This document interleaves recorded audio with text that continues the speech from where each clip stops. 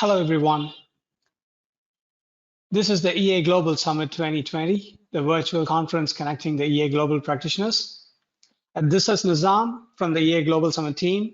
And we have Ian, the Sparks partner and EA DocX founder, who will be presenting on model management today. We thank everyone for joining this session. And we've been seeing some fantastic response with over 1,000 people connecting to this conference. And we have made our best efforts to make it quite seamless and have a collaboration platform for you to interact with the presenters and learn from fellow practitioners as well post this session. So this session, model management, Ian will be diving deep into how to maintain the model quality and consistency of your EA models, which I'll be passing to Ian in a moment. But just a quick note on questions and further interaction. So during the session, please feel free to connect to the Teams channel in which we have hosted a page for Ian's company, Ability Engineering. You'll be able to post all your questions and concerns or any feedback on that, and Ian will be following up with you post the session. And we'll also be picking up some of those questions and raising it at the end of this session so that he could answer them while everyone is still connected. We'll be sharing the link of the channel once again in the chat window if you haven't connected already. So that's it. I thank you once again for joining the session and welcome Ian to do this exciting presentation. This turns out to be one of the most sought after presentations. So we look forward to it. Ian, over to you.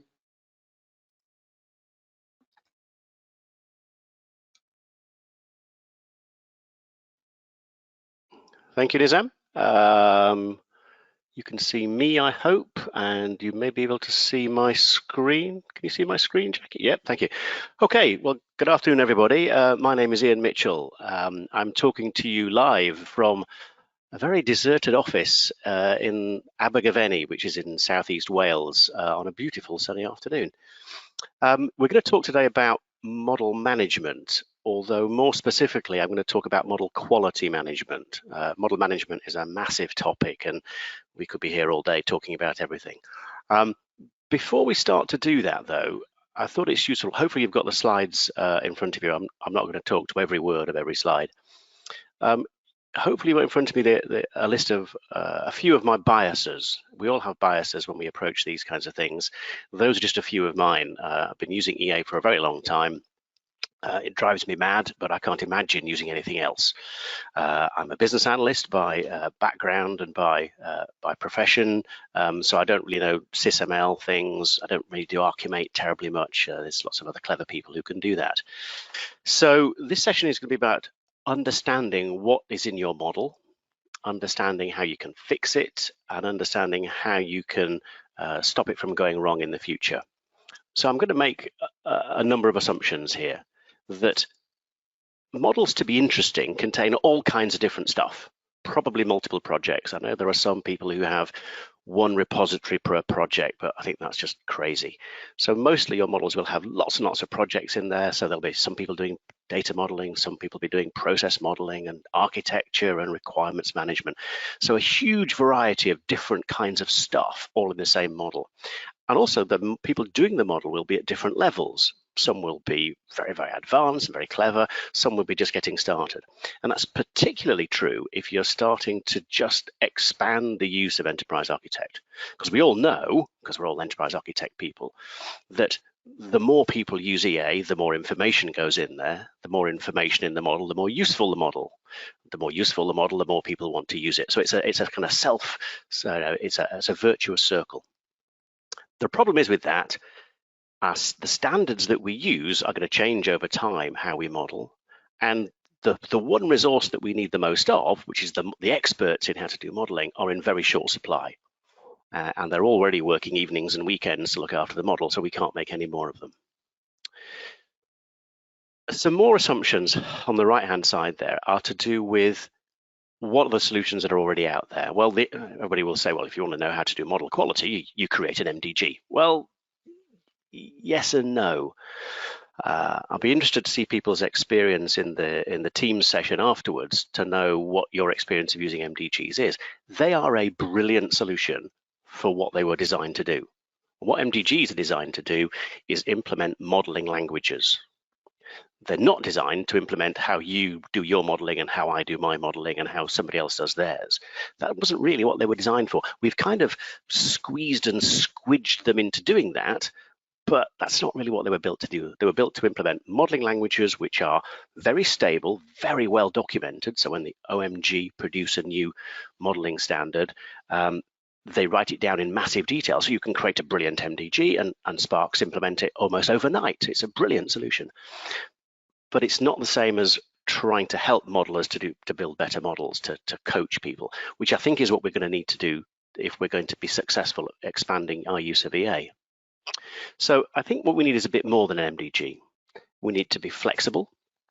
We need to be fast moving and be able to change how we do things quite quickly, because I don't know about yours, my experience of writing MDGs at the beginnings of projects is you then spend weeks and weeks and weeks changing the MDG every few days because you find you want to do things differently and you want to evolve things, and MDG is a bit of a blunt instrument for doing that. But we also, I think, need it to provide more help to our modelers. So not just saying, here's a quick linker, here's a set of things in a toolbox. It's more coaching them, encouraging them. And so this is where this gadget called Model Expert that I'm going to be talking about originally came from. And the stages that I'm going to take you through this afternoon are in sort of these three bits. I'm not going to do the bit in the middle. And this happened to me on one very large and two smaller projects over the space of about 2 years. So I'm going to paint this as if it happened, one afternoon, but it took a long time. In all of these cases, they had a really good core modeling team who really knew their way around enterprise architect. They were excellent. They produced good, tight models, no extras, really, really good stuff. And in all the cases, they tried to roll it out to more people. And in doing that, if the people are just down the corridor, that's fine, assuming they're not in lockdown and you can't go around the corridor anyway. But if they're on the other side of the world, they're working for a different part of the organization, you can't say, oh, you need to come over here and we'll train you, because that's just not going to work. Certainly not going to work in the UK at the moment. So you need to get them to model in your own style, and you can give them access to the model. You can let them do their thing. When it comes back, then you have a task of, well, what on earth have you done? And in all of these three cases, that's what happened. Teams elsewhere were given enterprise architect, given the shared repository, a bit of training, off you go. And what came back was interesting. Some of it was fantastic. Most of it wasn't. Some of it was absolutely terrible. Some of it, people had completely misunderstood what we were trying to do. Some of the people were using Visio, but doing it in EA, and that was obviously fatal. So first thing we built for all three of these customers was discovering what is in the model. And the conclusion that we got to the end of that is this is something that everybody should do. Everybody should know what exactly is in their model. What's the structure of it? What types and stereotypes, connectors, diagram types, what fields in EA are you using, what tag values are you using? Everybody should know that. And it's sometimes we call that the meta model, which we'll try and avoid crazy terminology like that. The second thing we built for each of these clients, which we'll look at again in a moment, is finding out what the matter is and fixing it. Now, clearly, this is not something you're going to want to do all the time, because there's nothing worse than you do a bit of modeling, you send it to me, I then spend 3 days fixing it, then you send me some more stuff and I spend 3 more days fixing that. So the final stage that we're going to look at is this thing that we're calling guided modeling. So how do we stop new EA teams from making the same mistakes again? And this is about providing guidance to them exactly where they need it. So not reviewing it 3 weeks afterwards, but giving them at the exact instant they're trying to do something, go, oh, by the way, this is the right way. Remember how to do that?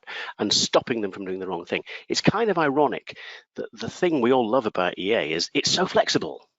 You can put anything into any diagram and it's all fantastic. That's also the problem when you come and try to roll it out, is it's so flexible because people can do any old stupid thing. So those are the 3 kind of stages. There's a bit in the middle, which is where we actually capture the rules and the standards and stuff, and we put it into one of these things we call a reference meta model. But we're not going to have time to do that today. So here we'll go and have a look at what we've built for these clients in terms of examining their model. So here's a project. It's a made-up project. It's what I use for doing my training for my customers, and it's called Get Lost. It's a travel agency. If we ever all travel again, it'll be great, won't it? So let's just look at the top-down view of this project. So this is, you've got to have a dashboard in this day and age. So this is our dashboard of somebody's done some modeling, they've produced this Get Lost project, they've sent it to me, and they said, well, what do you think, Ian? And I actually get this question quite a lot. You have 5 seconds to make a decision on, well, what do you think of my model? Well, here you go, there's my 5 seconds. So what are we seeing here? Well, the top line is the elements, diagrams, connectors, and people that are involved in this package. Remember, it's just about this package, not the whole model. Gives me an idea of what's going on. We've got issues and requirements and actors and use. So there's a big variety of things in this particular model, because this is a teaching model. So it's got pretty much all of the UML models inside it, and it's got lots of connectors and things. And if we want to, we can look at the different kinds of diagrams and see how many kinds of elements they have and how many element types, starting to give me an idea of how complicated is this model, what kinds of things are going on in it. Other clues are things like the number of packages. Well, if I've got a lot of packages compared to the number of elements, so actually this is quite a tall model. It's got quite a lot of packaging inside it. It's not right or wrong, it's just starting to give me a feel of what's going on. The alternative to this, by the way, which if somebody does ever send you a model and says, what do you think, is you just wander around in the model and you open a diagram here and you open a diagram there and hope you find something interesting. This is a systematic approach now to say, this is what is in that part of the model. So connectors, people is an interesting one. I was put onto this by a colleague a few months ago in a session we had in the UK, Paul Fisher from Mosaic Island, who was doing a lot of really good work in his model, burrowing in there to find out what the people were doing. So this might be a good indication to say, well, who's doing the work in here? Well, actually this model, it's mostly me, so I'll go and talk to myself, which probably I shouldn't do. But it gives you an idea of who are the movers and the shakers, who's doing the real work in here. So if this is a brand new model that you've never seen before, you could go and talk to some of these people. We have a word cloud in the middle, mainly because I found a word cloud widget on a website and thought I'd use it. Down at the bottom, which of the diagrams I might want to look at that have the most interesting stuff going on. So which elements appear in the most diagrams and have the most connectors. So they think, that's okay. So these are mostly people. So this model seems to be focused at the moment mostly around people, not necessarily around activities and that sort of stuff. And which diagrams are the most complicated, numbers of element types and numbers of elements, they might tell me the most. Over on this side, we've got some metrics that, again, they're not right or wrong. But Dinkermans this morning was talking about duplicates. This gives me an idea of, well, how many duplicates have I got in this part of the model that have the same name, the same type, and the same stereotype? Again, doesn't mean it's wrong, but if I have that a lot, that says just chaos inside this part of the model. So with there's various ways here of going through and figuring out where all these are and resolving those issues. Similarly, empty diagrams, it's not the end of the world, but it's just messy. It's just sort of, nobody's really looking after it. The key bit, though, that's going to get me into really understanding what's happening in this part of the model is this complexity measure. And for this, we draw a meta model diagram. So we'll send Model Expert away to draw that. This code, by the way, that's doing this is the same core of code that produces quick documents in EA Docs. It's exactly the same bit of analysis. So the engine is the same. It just displays it in a different way. So EA layout gadget, oh my goodness me, I've got to zoom all the way out to see what's going on. Okay, so it's big and complicated. And I kind of knew that. I was expecting that because I've got requirements and analysis and use cases and BPMN charts and all that kind of stuff. It's a bit too big, really. Not the biggest I've seen. It's the biggest I've seen is 150 boxes. And that took a little while. That was about a minute and a half to create all that. So it's too big. I can't get my head around anything with that number of boxes. So let's just pick a bit of the model. Let's pick the business analysis bit because that's what I know about. Create a snapshot meta model. What's going on in the business analysis part of this project? So this looks like something I can understand. This, by the way, is Model Expert that you're seeing doing this. This bit of Model Expert is the free bit, and it's not a 30-day trial free, it's a free bit. So there's no excuse for not knowing this stuff. So I've got a manageable number of boxes now, which is not, and I can struggle to get my head around these. So let's just zoom out a little way and see what we've got. Well, first thing is interesting is it's actually two different bits of modeling. There's all this lot, which looks like classes and state machines and states. And so that's basically classes and states. And then I've got my use cases and actors. Well, that's interesting in itself to say what's not there. There's no links between classes and all this stuff. Oh, that's interesting. I wonder why they did that. Obviously, this is a demo model just to show you what's going on. So let's zoom in a bit more. And let's help the EA layout tool to do some stuff here. So this is a meta model, maybe not in the way that you've seen it before, but I think it's designed really for clarity, not for 100% is it UML beautifulness. So what can we see in here? Well, let's focus on this bit in the middle. What have we got for these use cases? So there's fairly small numbers of them. There's only 11. And interestingly, so the alias field has been used nearly all the time, probably 10 out of 11, I suspect. They've all got names, that's good. Not many of them have got notes, and hardly any of them have got scenarios. There's an average of 1 scenario per 4 use cases. So this use case model is not very well populated. And we can tell that for any of the items that we look at. What are the standard attributes and what are the tag values that we use? So we can look at a different one down here, say for the actors, 4 actors. Oh, somebody's invented a tag value called importance. I think there's obviously just 1 actor, so only 25% of the actors have an importance. And there's notes on some of them, but not on others. So somebody's doing some weird stuff here, just inventing their own tag values, but never mind. And you see the same thing for all the different types that are in here. It starts to get more interesting when we look at the different connections that exist. So thick lines, by the way, just mean there's more of them. So in this one, mostly we've got include relationships between use cases. We approve of that as use case writers. Somebody's done one that's called information flow, which is an arrow. So this might be somebody who's in the Visio school of thought that says, I have a box, I have another box, and I have an arrow in between them, and it doesn't matter what the arrow is. Well, these are the people we need to come alongside and help, because that doesn't make for good models. By the way, the first time we threw this particular bit of Model Expert against a real model, the answer for this particular bit for use cases and actors came out with something like 300 use cases and 9 different ways in which a use case can relate to another use case. I actually didn't know there were 9 possible connectors that would work between use cases, but apparently there are. And this was the first point at which the chief architect, who I was sat next to, just had a complete meltdown and went, what is everybody doing? On my beautiful model, they're polluting it with nonsense. But we said, okay, let's go and find out more about it. The problem, I guess, if you were to do this just using SQL, which I don't know, maybe you could, if you were as clever as Kurt, then maybe you could make this work with SQL, is, well, where do you go now? So I've got this information flow connector that somebody's used between 2 use cases. EA Model Expert will help us to go find out where it is. Oh, lots of help keep coming up all the time. So it draws me a little diagram that says, this is the place where that use case is related to that use case with a flow.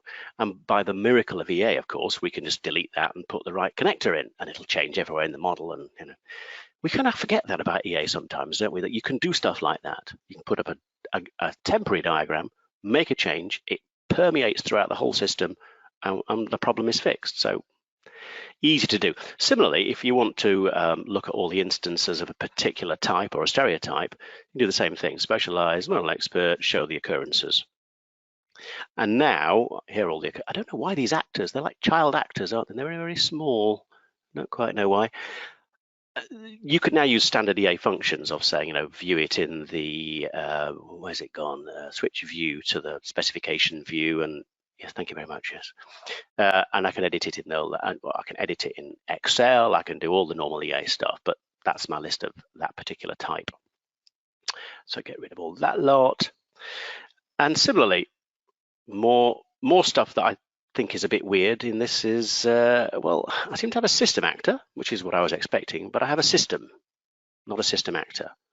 So I probably want to open that and go and find out why that's got a funny MDG and that hasn't. And so there's some kind of weird stuff going on in here, even though it's a little tiny model. Clearly, I've built this to illustrate a point.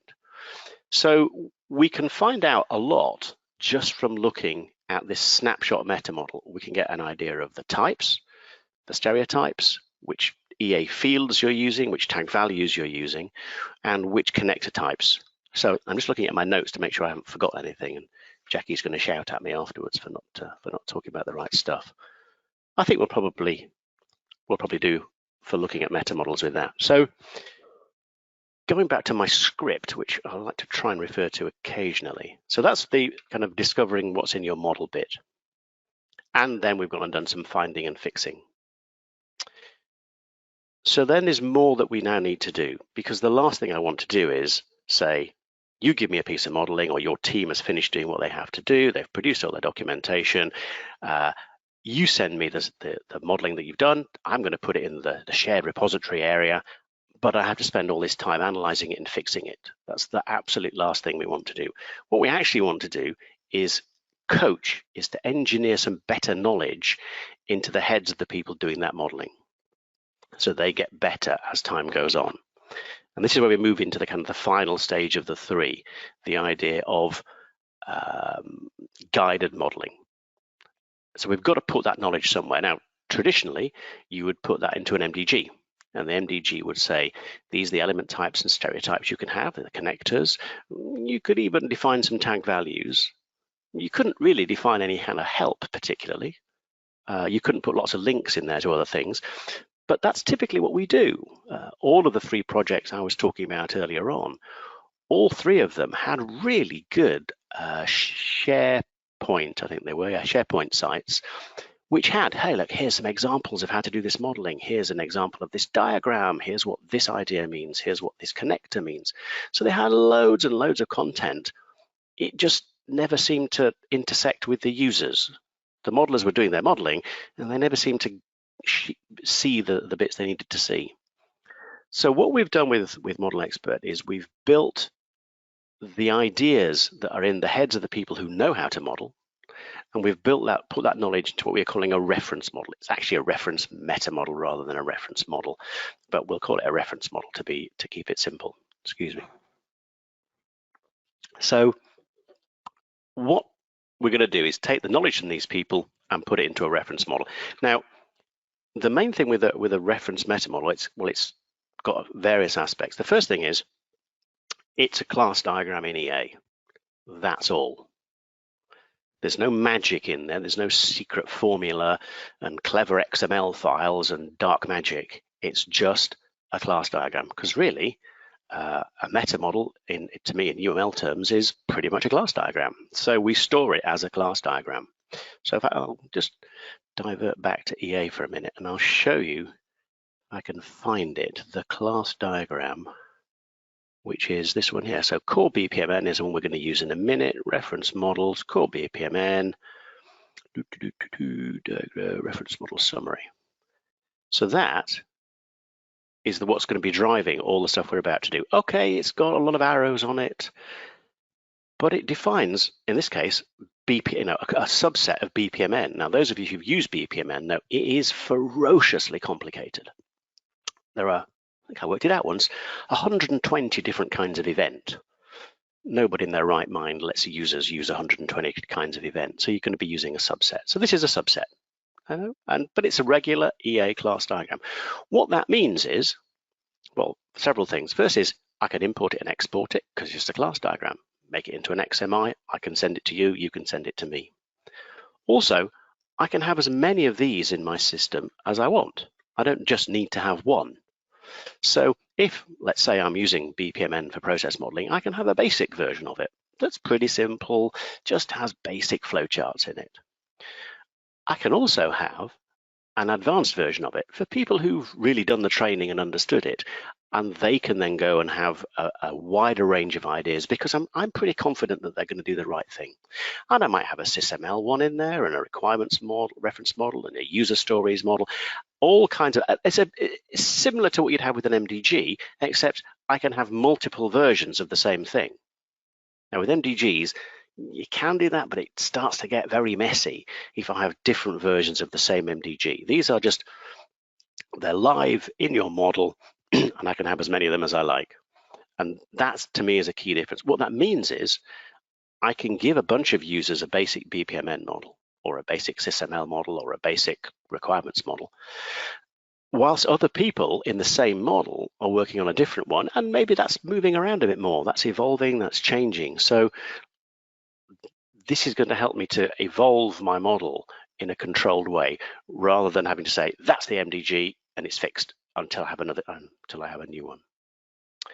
So let's look at what it's a single slide on how you actually create one of these reference models. Well, I have to say, loath to criticize the MDG mechanism, but for me, the bit I hate the most is when it says, right, create an MDG, and you use that little wizard thing, and it gives you the animal or something, which I very rarely do animal modeling. And then basically it's an empty sheet of paper. And I have to go, well, okay, well, what stereotypes and types have I got in my model, and how are they linked? And I have to basically reinvent everything and re-describe everything. What Model Expert does is it says, right, we'll take the best bit of modeling you've got, take a bit of BPMN modeling or SysML or Archimate or anything you like, and we'll use that to create a draft reference model. So basically we'll do what we just did with the analyzer. We'll take a model, we'll produce a meta model and say, right, let's make that a reference model, and then I can use that to add any extra bits that I need, which is about 50 times faster, particularly on a complex reference model, than having to describe it all from scratch. I then save it. What we'll see in a moment, how you say to somebody, I want to use that reference model, I want that one there, not the other one over here. And then you can monitor how people are doing with it. So it's I hope a fairly simple way of producing these reference models, because I do find the MDG one pretty hard. So let's have a look back in EA now at what the experience would be for a modeler doing some of this stuff. So let's get rid of some of the rubbish.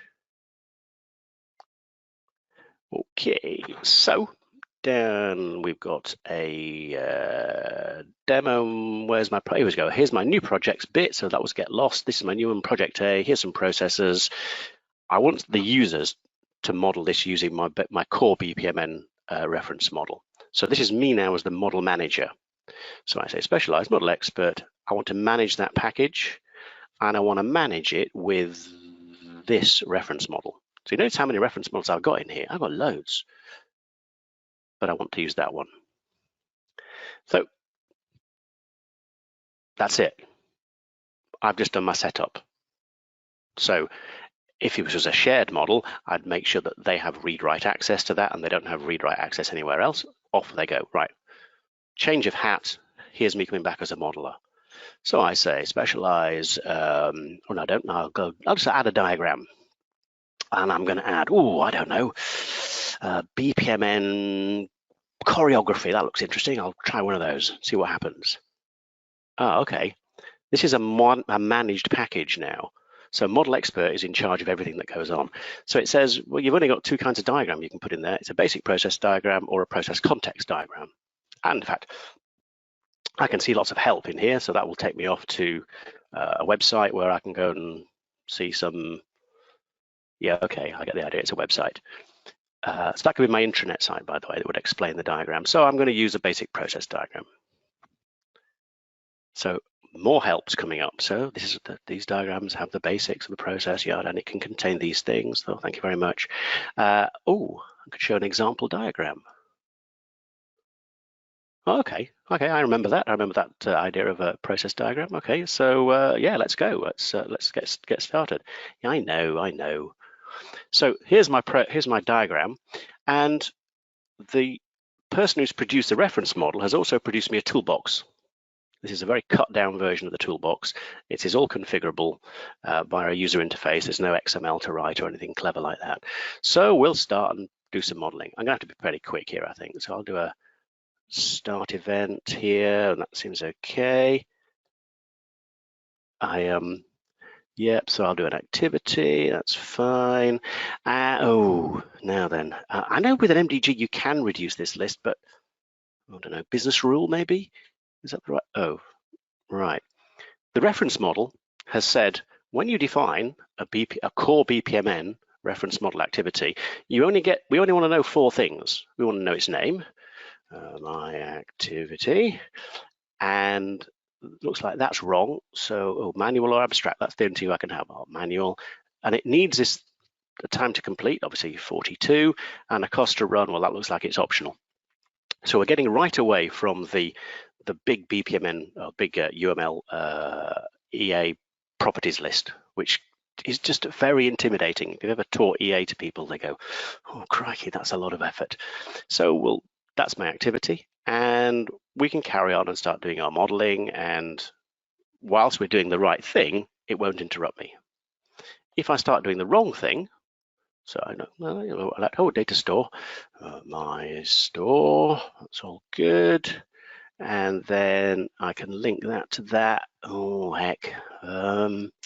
Dependency trace information. I'll just guess trace. Okay. Again, the reference model has said no, between an activity and a data store, you can't have an abstraction trace. You can either have that or this.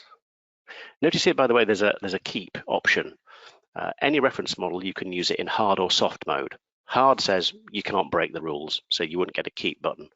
This is in soft mode that says, well, we've decided that we'll let you break the rules if you want. So in this case, I won't. And off we go, and I can start doing my modeling.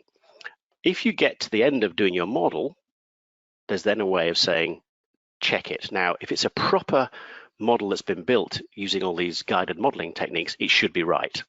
But let's say we've got a model here that's probably not right. It's been built outside of Model Expert. So let's see what happens when I want to check this against a reference model. So I want to check the process. I want to check it against my core BPMN model. So let's go. And I'm going to be looking at a whole bunch of stuff here. I'm going to be looking at all the fields, all the tagged values that are present. And remember, in BPMN, each activity can have 30 or 40 tagged values. I'm also going to run a whole load of custom scripts against each thing.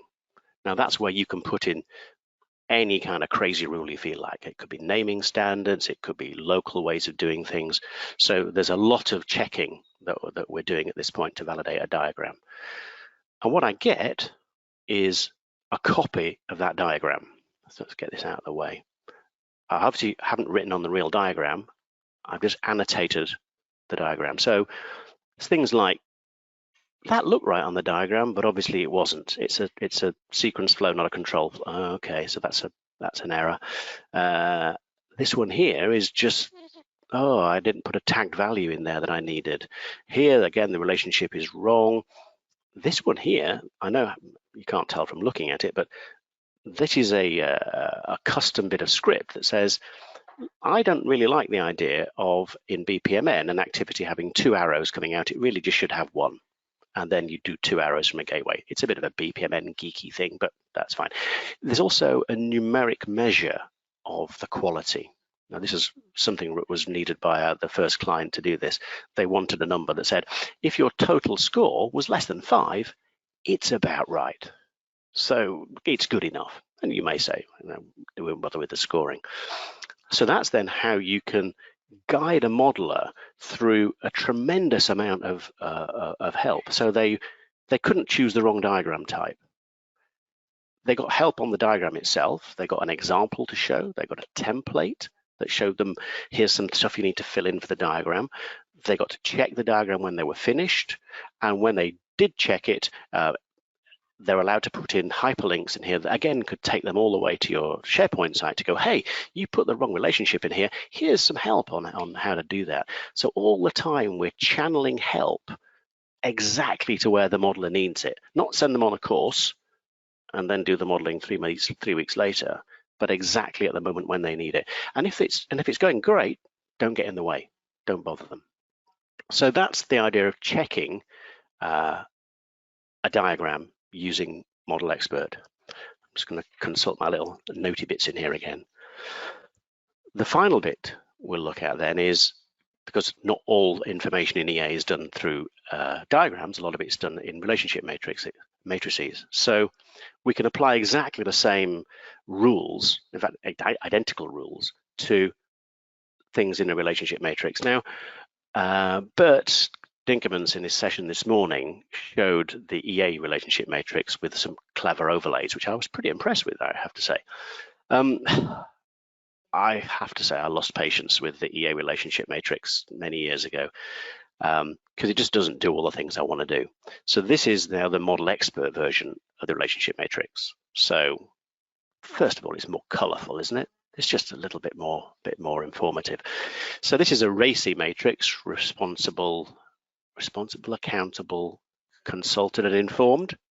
I looked at Jackie and I got it right this time. So there you go. So there's the RACI idea, and I can see from here what relationships there are. And if I'm very sharp-eyed, I might be able to spot that that relationship is in the wrong direction. Now, in a little tiny model like this, that's not so bad. In a bigger model, it's harder. A few extra things, by the way, in here is we're a lot more flexible on how many columns you can have here, how many extra rows you can have here.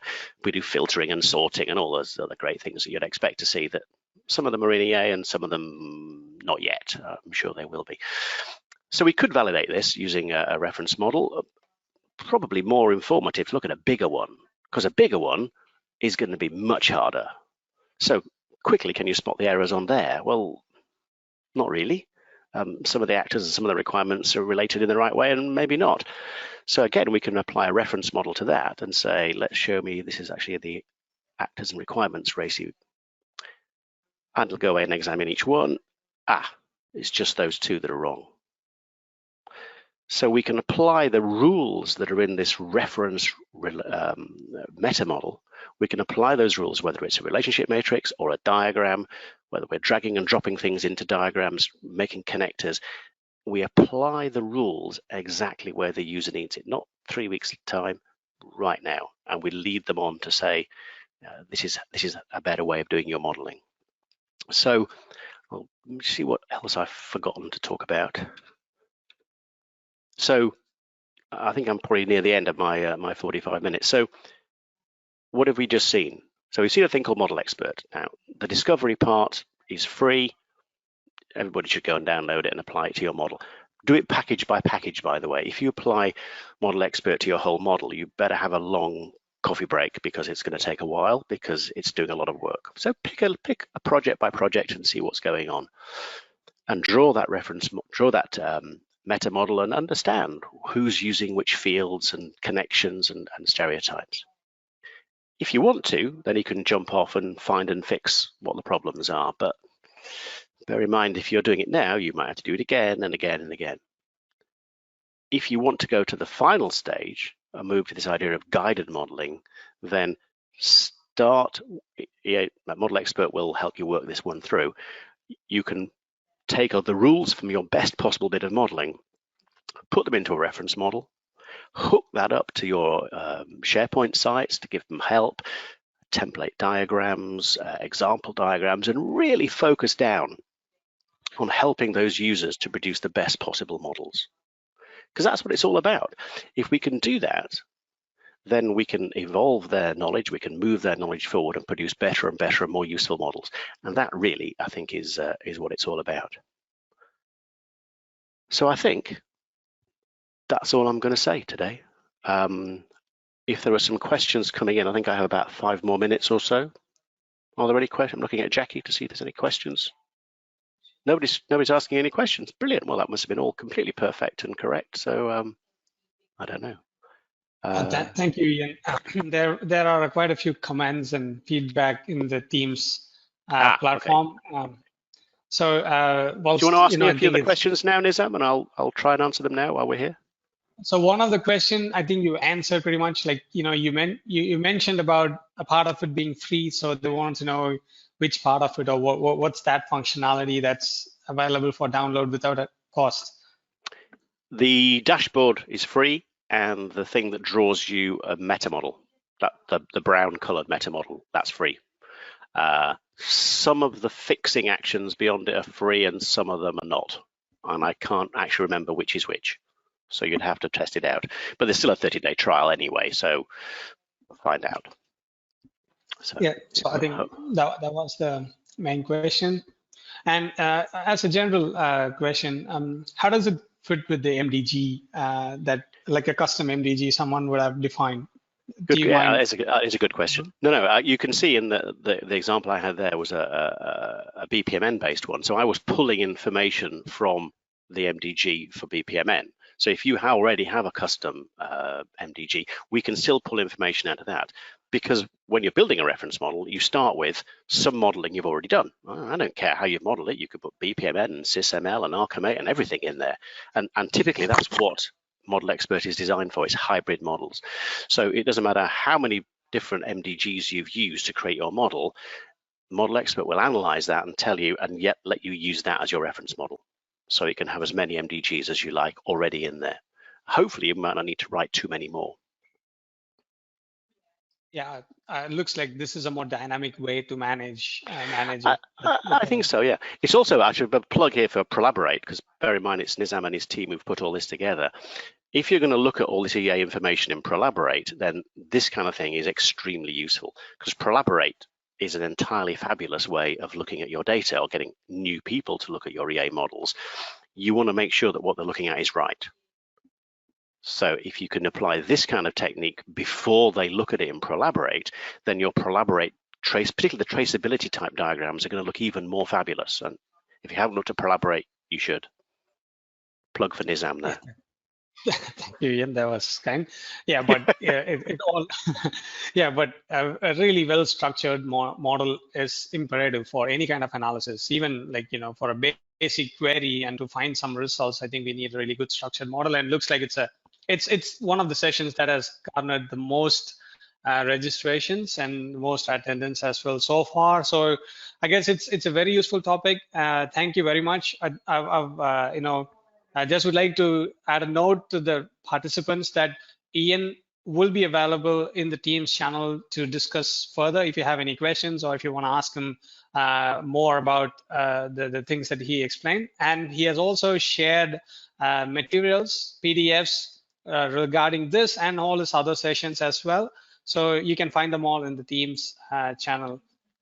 So from the EA Global Summit team, we thank you very much for attending this session, and we thank you, Ian and Jackie, for taking all the efforts to present it amidst the lockdown. We know the kind of efforts you have put in to make it really good. So thank you very much. Pleasure. Thank you, Lisa.